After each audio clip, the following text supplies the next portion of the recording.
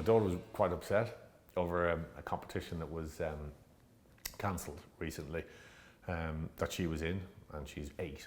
And I said, well, listen, Ugo spoke quite emotionally about finishing up and what Quinn's meant to him. And I said, you know, well, at least you're 8, you have loads of these ahead of you. And she was going, no, Daddy, you're never going to get a chance again. I said, yes, you will. Ugo's had to finish rugby forever, and he's very upset. And she looked at me and she said, Ugo, you are going to stay in touch with him, aren't you? And I rang him straight afterwards. I said, you know what? This is the impact you have on people. Everyone knows him. I mean, I'm just a lad from Islington, and that's not me trying to be humble or anything like that, but I'm just a boy who wanted to play football that ended up playing rugby. That's my story. Saying sports star, I don't say that lightly, because he's brought a huge amount to Harlequins. He's brought some razzmatazz, not only on the pitch but also off the pitch. He captures probably what Harlequins is all about. He's brought to the team a lot. I mean, a huge servant to the club. He's been a part of the furniture here for so long, it's actually going to be a bit weird. There'll be a big hole left when he goes. He's a great guy, loves the club, he's just an incredible athlete. Pound for pound, just like outrageous power. His strength and his power and his ability to read the game. Could do things that other teams hated, so he was great to play with. His rugby brain is one of the best out there. Perhaps most importantly, he's always been one of those guys in the squad who understands the game. When he speaks, people listen. He's Mr. Harlequins, you know, he's been here, I think, the longest. I think him and Tommy have been here the longest, and ever since I moved down to Quins, you know, he was literally one of the first guys to welcome me in. To wear the England shirt with one of your best mates is a massive honour, so I'm very, very proud to say that we played for England together.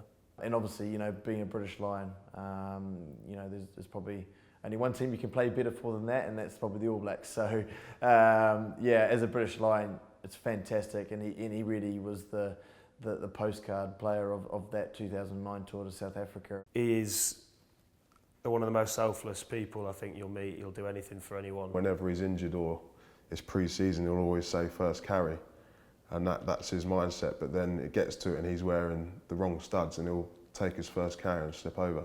So we always have a little bit of a chuckle about that one. I guess my 2 closest mates would be Jordan and Danny, lads that I warmed to, you know, quite quickly. I don't know. I've got some great memories of him, but I don't think they're suitable for camera. Yeah. He printed off loads of photos of Mark Lambert and posted them all around the changing room of Lammy looking particularly rotund. I remember being in a meeting my first day and looking around, everyone's in their new kit, and Oogs was there in a flat cap, a cravat and a pair of black rimmed glasses.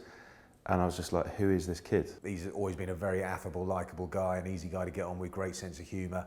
But he's been fantastic for the club, fantastic ambassador for the club, and his transition on the field as well. You know, he was probably, you know, a wiry, very quick athlete to begin with.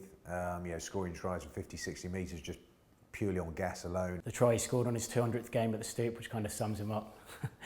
Toulouse away, we didn't have the greatest game, but he scored 2 wonderful tries against them. They ran around the fullback, scored 1, got the ball next, sidestepped 2 and scored under the post. And within 5 minutes, the game had completely turned around, and it was literally all down to Oogs. And he's unbelievable talent, the most powerful, strong, quickest bloke I've ever met, really. And I think after that, the owner of Toulouse or the boss of Toulouse or the coach of Toulouse said, look, we want to sign you.